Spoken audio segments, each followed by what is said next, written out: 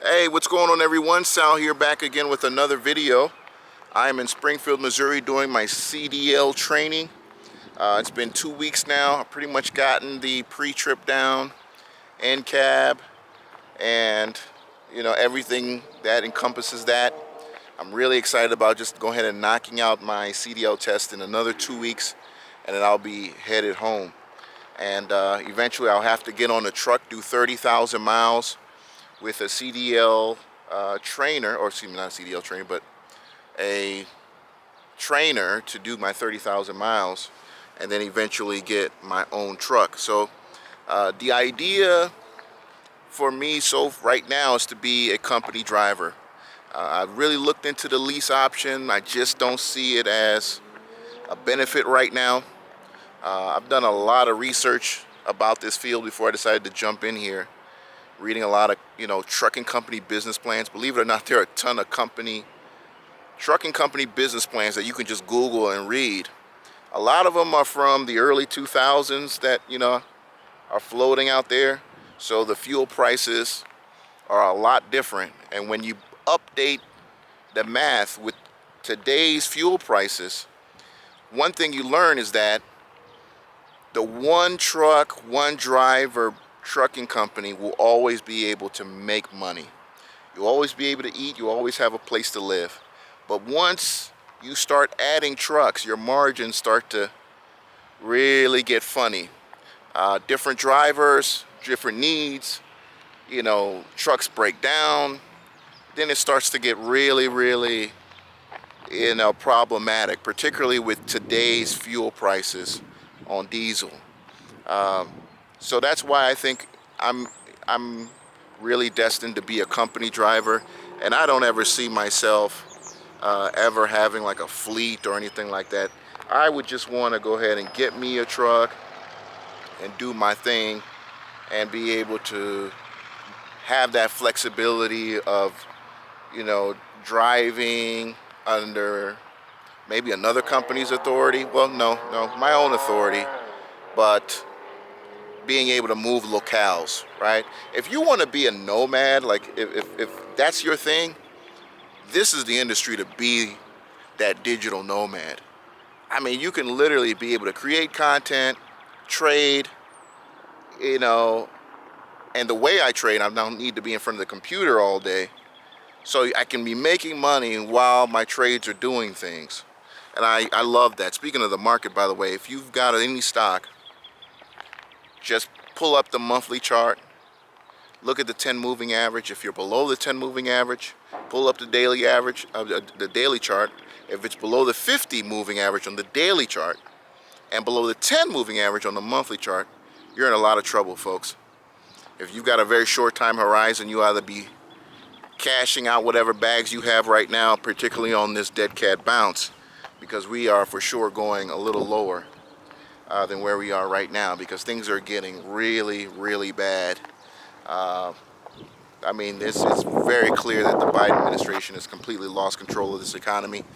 They don't know what they're doing, and blame the Fed all you want, but we were in Iraq, a company that produces far more fuel than the Russians do, and nobody was paying over $2.50 a barrel, $2.50 a gallon. So the excuses about it being the war and all that is just a bunch of baloney. The fact that we have allowed the oil companies to bully us into a position where they are now coming to Washington to say that we may have to become a country that subsidizes fuel. Can you believe that? The way we subsidize meat and dairy in this country, we might have to subsidize fuel. That's absolutely insane for us to get to that point where we've been bullied by these oil companies to do that. When we're an energy producer here in America. Diesel is if I remember correctly from high school, is actually like an offshoot, right? I mean, it's kind of like Vaseline. It should be sold for virtually little to no money. So the issue is not supply. The issue is not overwhelming demand for the fuel to be this costly. So why is it trading so high? You know? And of course, the media doesn't want to embarrass Joe Biden, so they're really covering for him in this horrible time in American society right now, in the economy. If Trump was president and what was going on today was going on, it'd be non-stop coverage of people being evicted from their apartments, people crying at the fuel stops about how they can't fill their tanks and all of that stuff. So it's again, let me get off my high horse about that, but it's really sad what the media is doing, what BlackRock is doing to the housing industry in this country, where they're literally, buying entire neighborhoods and turning us into what you see in Europe, where people just rent homes forever until they die. That's basically what they're trying to do. They've created a situation where labor costs are so high, right, to build a home. Now you're going to be, in the future, you're going to have to rent for the rest of your life, because you're not ever going to be able to afford to own your own home, because they're going to own all the capacity. And they're going to make it very hard to produce a home in this country. And you can blame a lot of the environmentalists for that as well.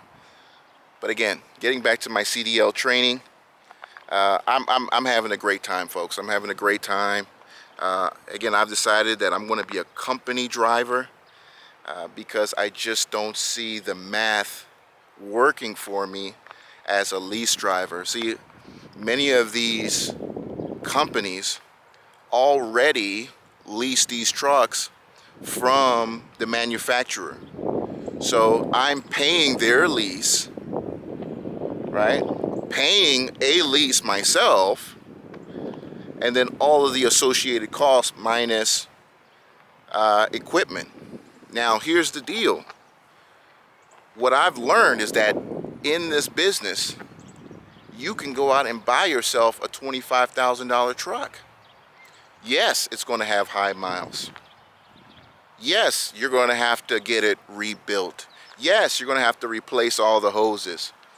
But with all of that done, you can still get 3 years out of it, your entire cost, and then some. And you own the truck.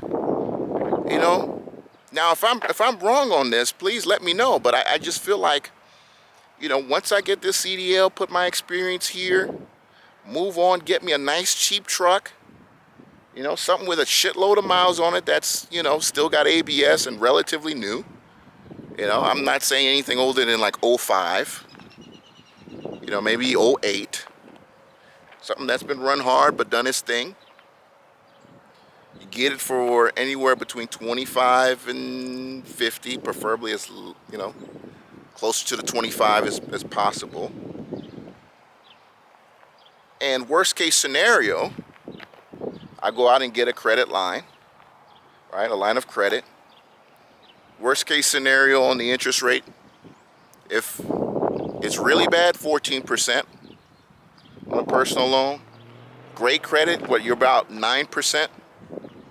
So at 14%, we're looking at about just under $2,500 a month for 3 years for $70,000, right? To rebuild a truck like that, it's going to cost you at least anywhere between 30 to 45 in the math that I've been, putting together.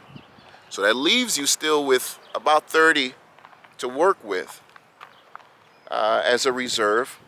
But again, if you find the right truck, you get it inspected once, twice, 3 times, and then you get 3 years out of it just running power only loads, right? Under your own authority. I think it still makes sense because, I own the asset and I can still turn it into cash when things don't work out. But more importantly, my costs are significantly lower. You become a lease operator and you're looking at anywhere between $1,200 to $1,400 a week, When again, I just mentioned to you that if you're willing to come out of your pocket for the truck, go out and find other people's money for the repair cost. If you add all of that up, it's still less money, right? It's still less money per month than doing the lease. You know? But again, I understand a lot depends on that truck, you know, not having a catastrophic failure. So it's a lot to think about, man. It's a lot to think about, but let me know if my head is in the right place or maybe I'm off here. But I just feel like there's a right way to do trucking and there's a wrong way to do trucking. And the right way is, if you don't have a lot of cash, keep it very simple, keep it very basic, right? Because this business can fuck you over if your costs are too high. If your costs are too high, you know, you're seeing guys buying these $180,000 Freightliners, and they've got to take loads that are horrible. I mean, I'm looking at some of these freight rates that are out there. I mean, these are horrible. But when you have, you know, massive debt obligations to meet, you've got to take everything. So I'm really being smart about this industry, folks. But from what I'm seeing right now, man, I love it, man. I love it because every truck you see out there is a rolling business. It's a rolling business, you know.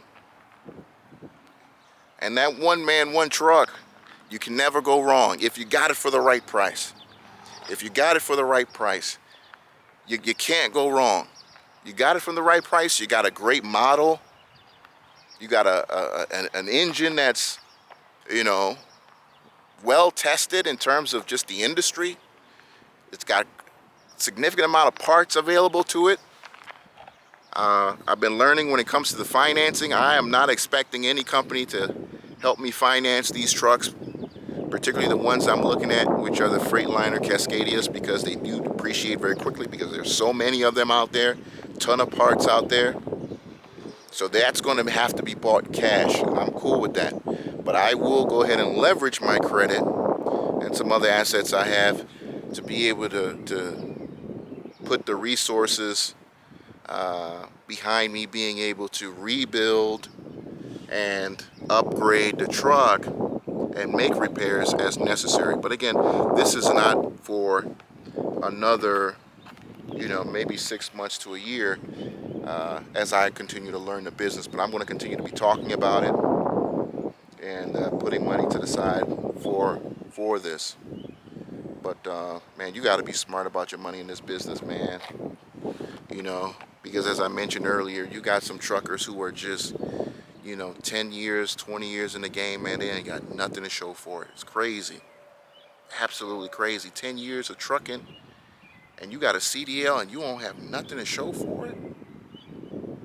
You know what I'm saying? And granted, I'll be, look, I get it. Like 20 years ago, this was a horrible business to be in because I saw the articles and doing my research about how, you know, you had truck drivers who had to go get like cash advances and shit like that. But as we came into the 2000s, right, some of these guys were getting paid.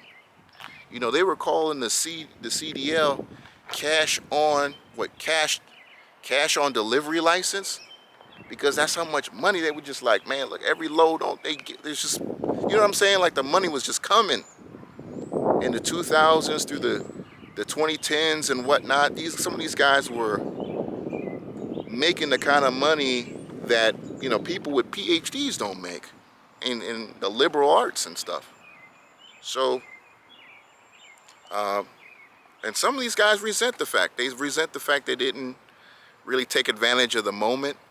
And this moment is fleeting because, you know, I have been seeing the videos coming out showing the robot trucks and whatnot. But at the end of the day, I'll get a robot truck. You know what I'm saying? Shit. Every trucking company isn't going to have a robot truck, isn't going to have the money to have a robot truck. You're still going to have owner-operators who own trucks that, you know, are automated, you know. I know there's a term for it. On the top of my head, it's not ringing a bell right now. But yeah, you're going to have, you know, owner-operators who have those vehicles and are going to be able to be individuals who can bounce from one company to the other, you know, from one type of trucking to the other, moving freight around, right? So, yeah, I'm not afraid of that at all. I'm not afraid of that at all. I don't plan on going local. That's another comment I saw.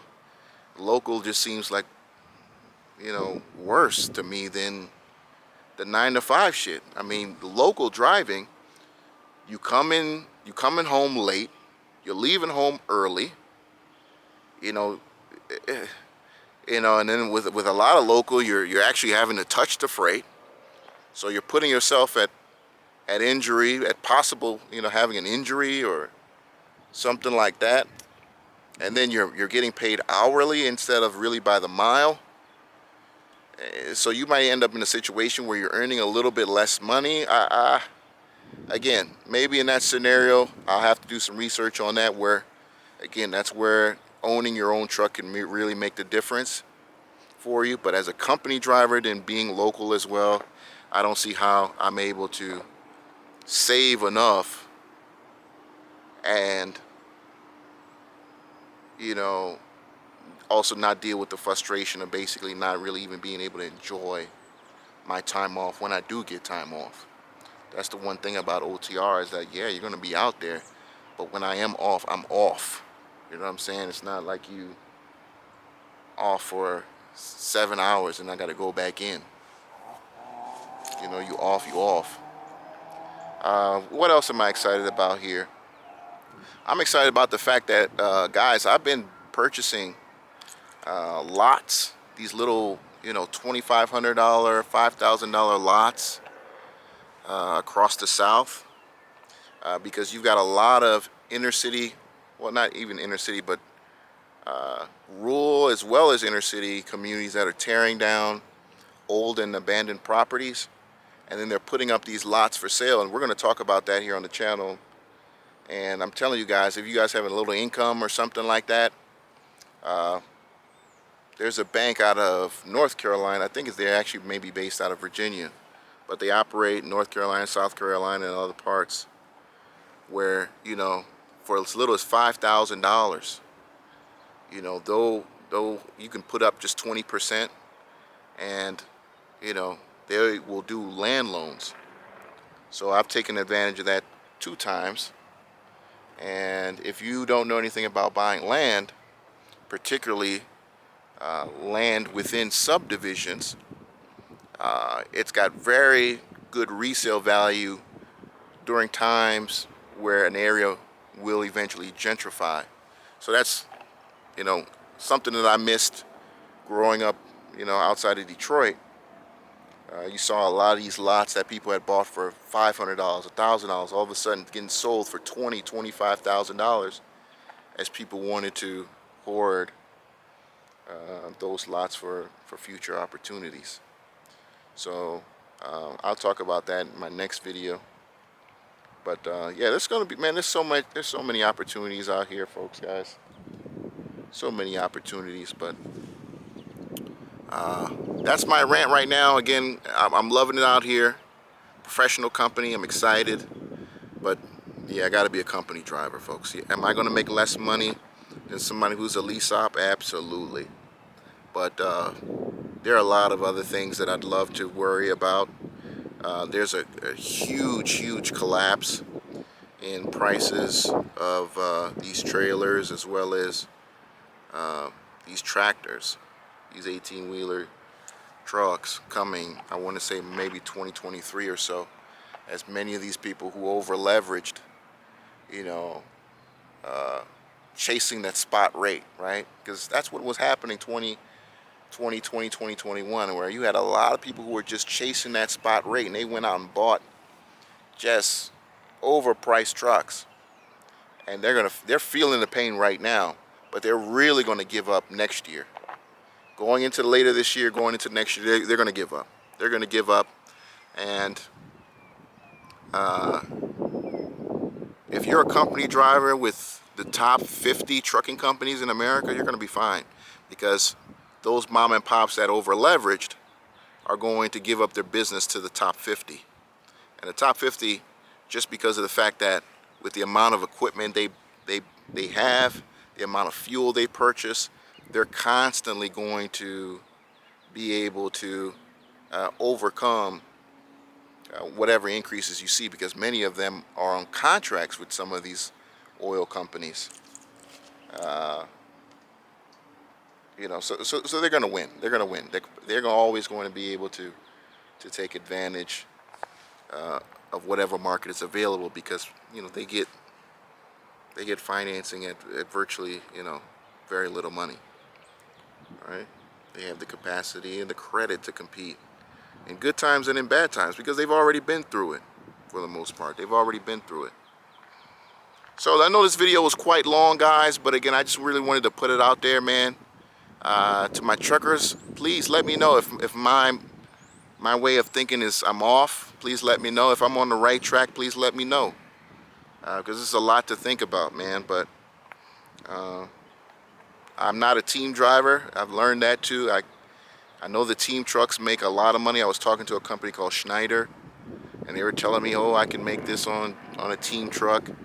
And then I actually got into one of these 18-wheelers, because before that conversation I had never got into one of those trucks, and I actually got into them. And bro, that's not enough room for 2 pairs of balls, bro. That's not enough room at all for 2 grown men to be in a truck. I can understand if it was like my cousin, my brother, my father, you know what I'm saying? But like another man that, you know, got his own way of thinking, got his own girl, got his own that I don't know, and all.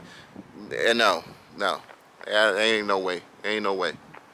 So if you're a couple, team driving may work for you. You know what I'm saying? Y'all might drive each other crazy, but team driving could work for a couple that, you know, has a plan of action and a goal set, and they just want to go out and make a shitload of money. Team driving can be for you, but I learned quickly that I cannot be a team driver. I need my own rig. Again, put in my time, and I already got a DOT number. I'm not wasting no time. I already got my DOT number aging, and you know, we'll put all the rest of that stuff together as it comes on. But I really wanted to get a DOT number aging out there.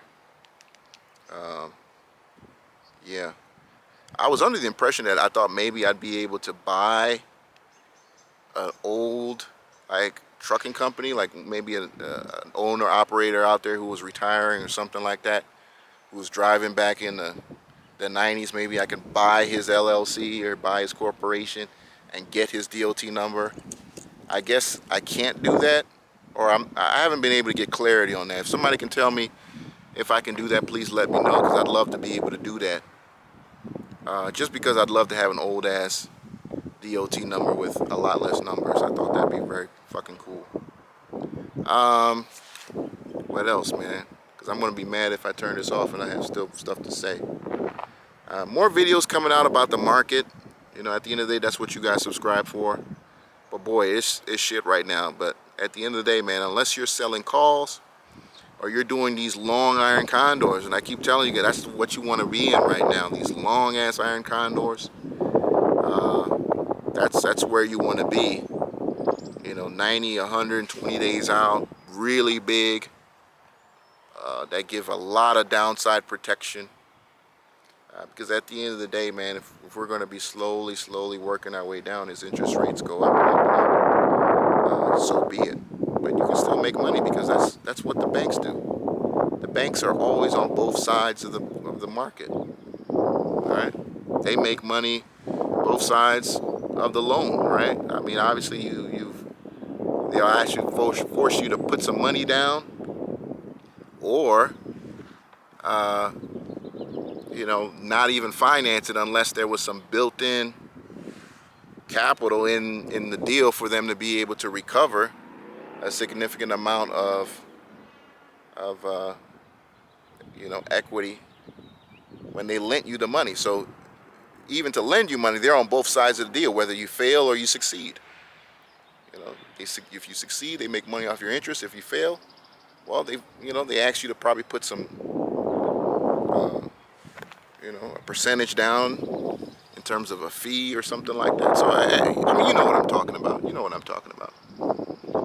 So the bank's always on both sides of the equation, and I think as traders, you got to be on both sides of the equation. Even though, yes, your max ROI or your beta isn't as high as if you settled on one direction, but the problem is that the market doesn't always go in one direction. So then what?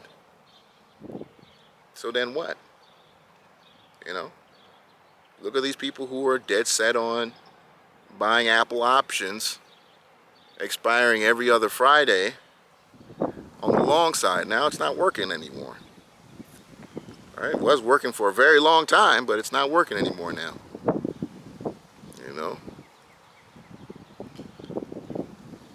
So you got to have a patience, and now a lot of people have to learn how to be real stock pickers. And a lot of guys don't know how to be real stock pickers, man. I try to tell people there was a company called Beyond Meat. I call Beyond Meat the greatest pump and dump the world's probably ever seen. And go look at what Beyond Meat was trading for when I said that, and look where it is now. I made a ton of videos on Beyond Meat calling it what it was. I mean, this is America. This is the country where we take pride in grilling and the hamburger, the hot dog, and you actually had people who were dumb enough to believe we were going to give up, the way we eat food in this country to eat lab food. Like, you actually had people who believed that was $160, $180 a share stock. And they would come in my video and argue with me about it. You know what I'm saying? Like, do you understand the country you live in? You understand our culture? But, man, and that's the thing, coming from OTCs, you see the bullshit, man, how these companies will dress things up and make it look real nice and pretty and have millions of people believe it.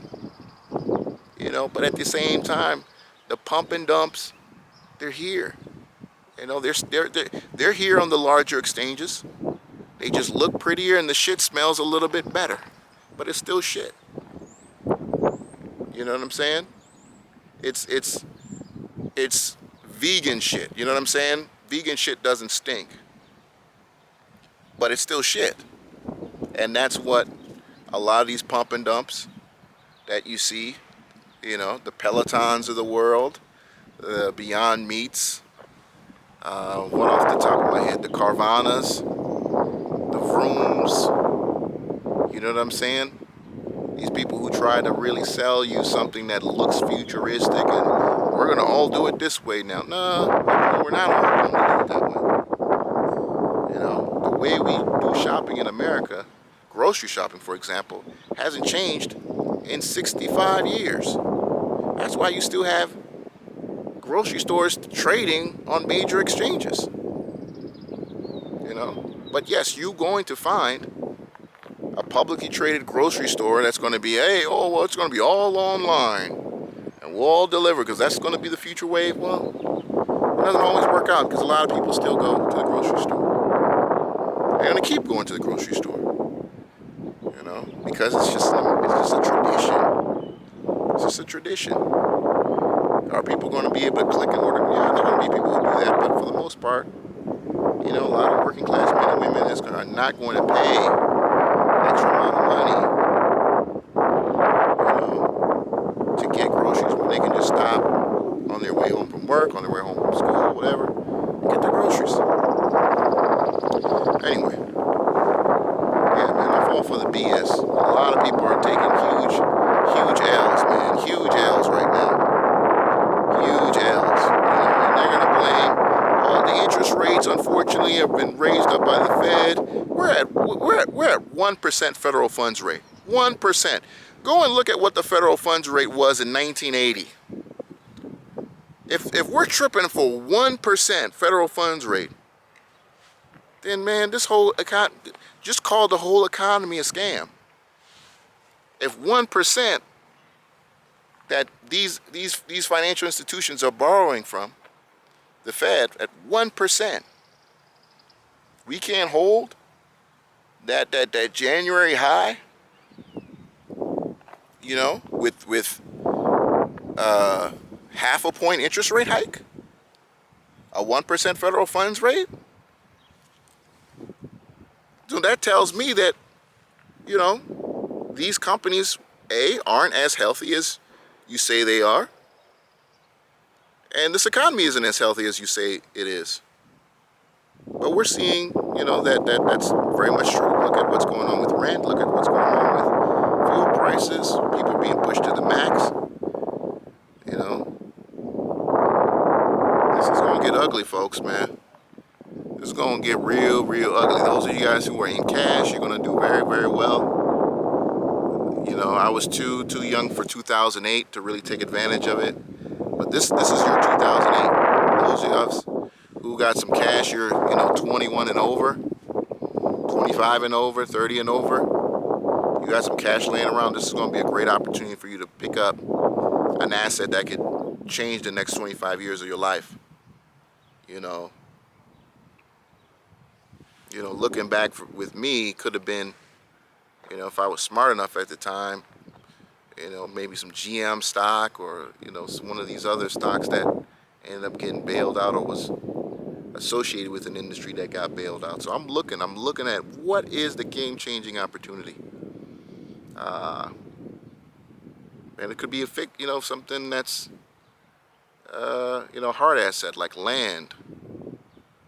You know, you can never really go wrong there. And honestly, I believe that that's probably even maybe the best way to go, because again, they are looking to hoard all the supply of real estate in this country. And there's no politician in America besides Donald Trump and the people who support him that believe that what these companies are doing is wrong. Buying entire neighborhoods, entire subdivisions, literally taking all of that off the market to intentionally keep prices high.